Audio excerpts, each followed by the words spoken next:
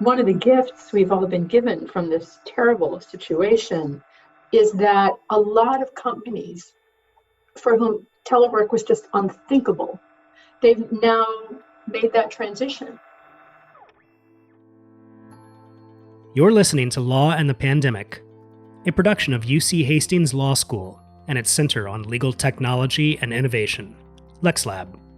We're your co-hosts. I'm Drew Amerson. And I'm Arika Smith.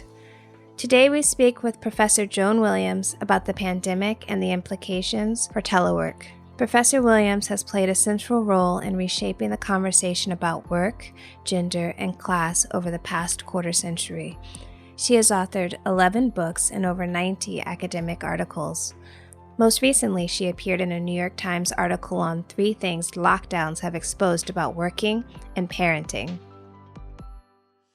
Professor Williams, thank you so much for joining us today. You're widely recognized as an expert in the field of work-family studies. Your research and advocacy has helped shape the modern workplace flexibility policies. But for many of us, this pandemic and the resulting shelter-in-place orders are the first time that we're really experiencing that sort of remote work and that involuntary workplace flexibility. So I'm curious, you've been thinking about these issues for a long time. Could you start just by telling us how you got interested in this field of study? I always say I was an environmental lawyer who had a baby. and it was so hard, I almost gave up my tenured job. And then I thought, this is crazy. If I can't do this, who can? So I started work on trying to reshape the workplace and also expectations in family life so that more people could feel comfortable both at home and at work, and that they were getting what they needed to be giving what they needed in both arenas. Yeah, and there are plenty of parents who are juggling those responsibilities right now. I'm curious as to your thoughts on how we're doing in this responsive time, and do you think that this transition will lead to some lasting change? Well, how we're doing depends on who you are. I'm doing awesome. I have a house, I have a garden, I have a job, I don't have childcare responsibilities. And somebody else is taking care of my 97-year-old mother-in-law. There was an essay in Fatherly saying parents are not okay. So parents are having a very, very difficult time because a lot of them are doing 3 jobs: their own job, their childcare workers' jobs, and their teachers' jobs. And doing 3 jobs is impossible. And so one of the things that's really important for people to recognize is the difference between telework and crisis working. What we have a lot of people doing now is not standard telework, it's crisis work. Can you explain that difference a little bit more? And if this were to lead to some lasting change, what does realistic telework look like that we're not doing now? Well, telework, number one, requires that you don't have ongoing caregiving responsibilities minute by minute during the day. You have a successful teleworking regime will require the person who's teleworking to have childcare, much less not be homeschooling. And that's not what's going on for a lot of people today. They're trying to do their jobs. And actually, there's a recent study that found out that most Americans are actually working longer hours than they had traditionally worked, not shorter hours. And that it goes back to the idea that if you're a kind of an ideal worker, you are someone who starts to work in early adulthood and works full-time, full force for 40 years without a break, taking no time off for childbirth, child-rearing, COVID, anything. That is a model of the ideal worker that actually stems back to the breadwinner homemaker model of the Industrial Revolution. It just doesn't work for how we fit today. It doesn't fit for how we work today. And this has really, the COVID pandemic has really highlighted the need to redefine the ideal worker in a way that, in far too many companies today, workplaces are perfectly designed for the workforce of 1960. We don't have that workforce. We need to update the ideal worker for the workforce of the new millennium. That's the pandemic. I'm thinking a lot now about kind of what I call my silver linings playbook for the pandemic. And one of the big gifts that we have all been given is that many, many industries where it's impossible to telework, I say in air quotes, they're teleworking. They made the transition in, a week and a half. And here I just use myself as an example. I mean, if you had ever told me that I would be able to teach a large law school class with high rates of student participation through the computer remotely, I would have told you were cracked. And in fact, it was very, very difficult for about a week and a half. And then I figured it out. And I actually had higher levels of class participation at the end of the semester than I did at the beginning when we were still in the classroom. It's partly because of another part of this silver linings playbook that what I realized is that the chat function made for a much broader range of students who felt comfortable participating.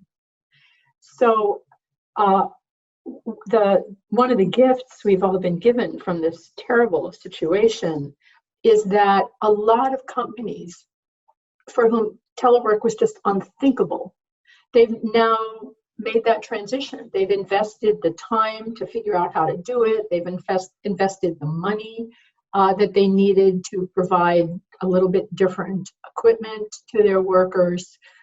We've all tried team meetings. This is happening through team meetings. I never used this program. Now I have cocktail hours on it most nights. So at the cross-generational gap in the comfort with use of technology has been abruptly bridged in a 1-month period. And that has really dramatic implications for everything from telework to business travel to workplace flexibility of all kinds. Professor Williams, how would you now redefine the ideal worker? I think if you want to define the ideal worker for the workforce of the 21st century, it's as someone who has caregiving responsibilities at various points in their life, because most workers have children at some point in their lives. And every single worker has parents, and people who don't have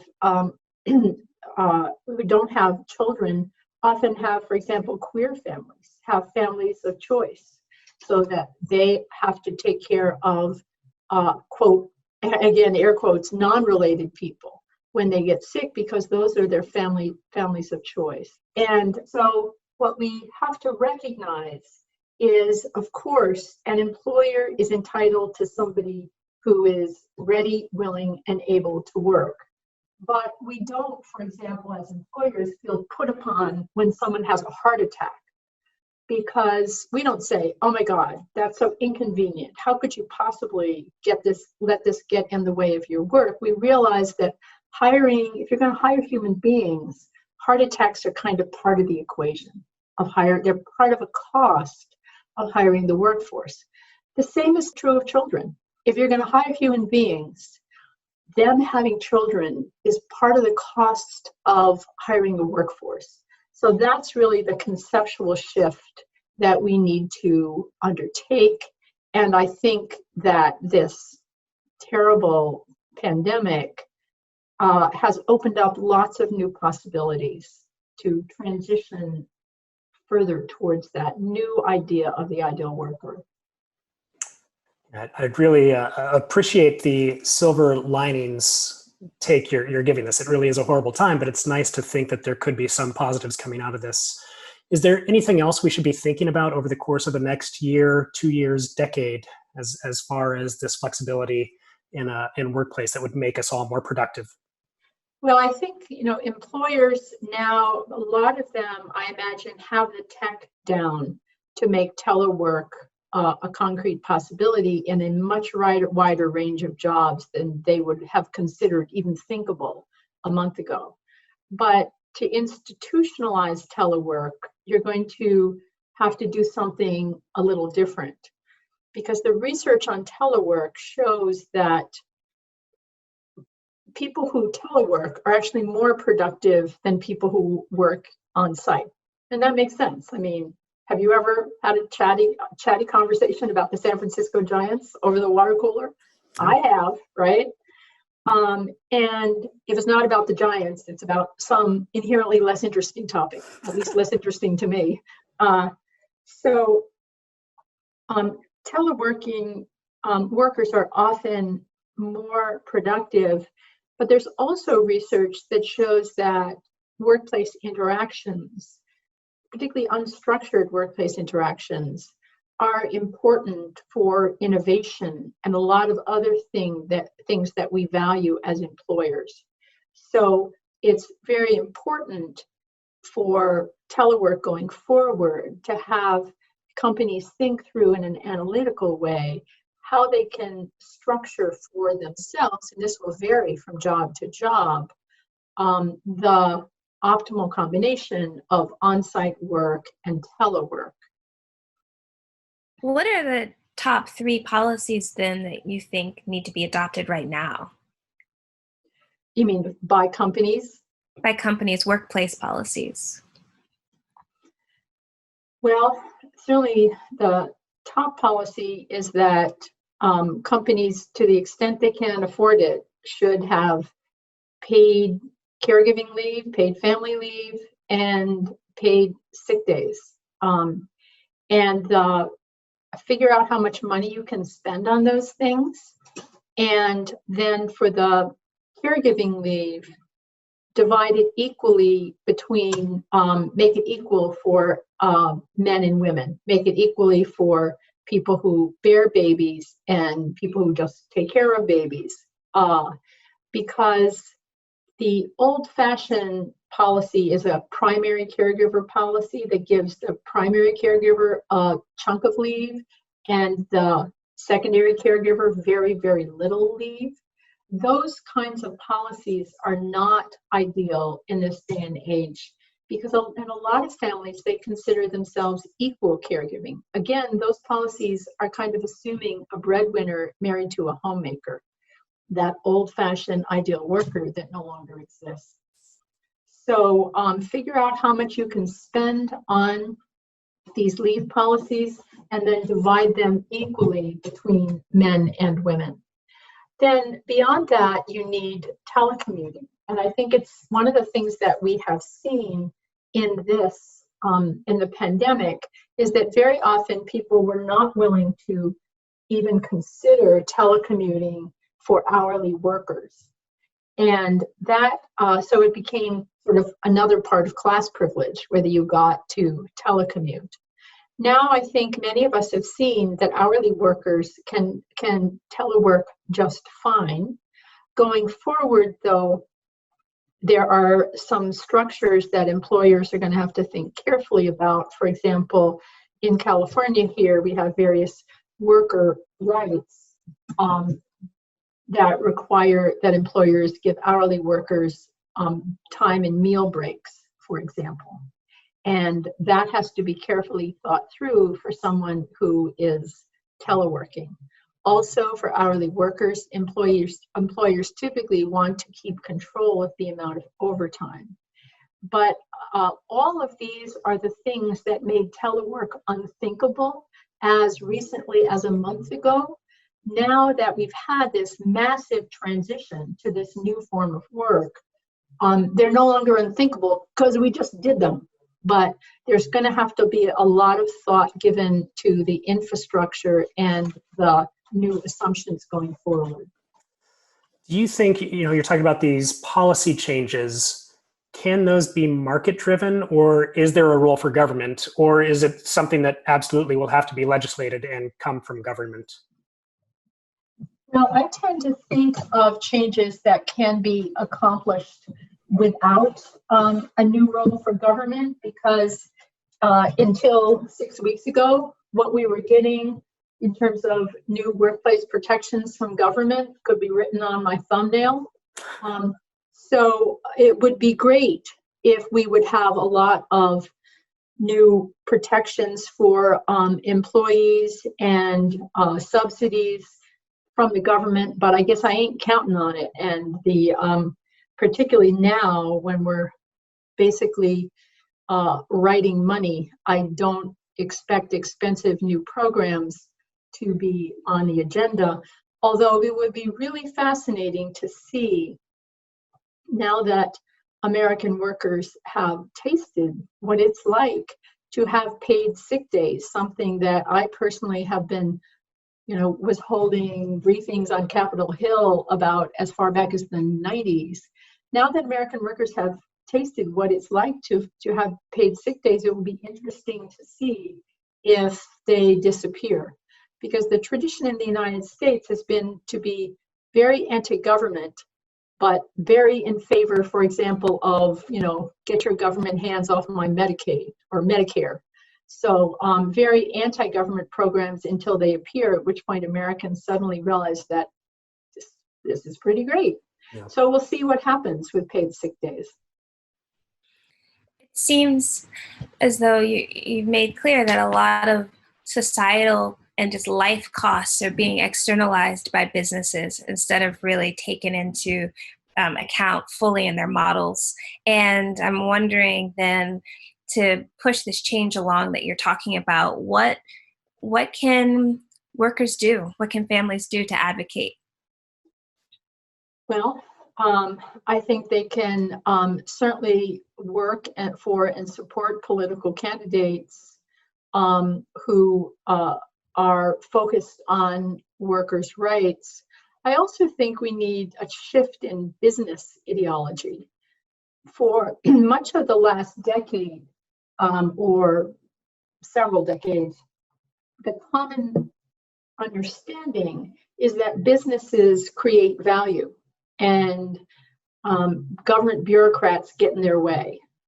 So that's one of the, and so what we've seen is peelbacks in regulation, underfunding of government functions in order that we can unleash the glorious power of businesses to create value. And I think businesses do create value. But I think in many ways, what we've seen in this pandemic is that businesses' ability to create value depends on social investments. So if we had not gutted the public health service by cutting funds again and again and again in our recent decades of tax cut fervor, we might all be at work now, because we might have a very robust system of testing and contact tracing that would not require us to close down the entire American economy for weeks and weeks and weeks. Effective capitalism depends on government. The government creates the value along with the businesses. And that is a fundamental shift in business ideology that I hope will emerge from this pandemic. For more information and additional resources related to this episode, please visit our website at www.uchastings.edu/pandemic. And while you're there, you can check out all the episodes in this series. Thanks for listening.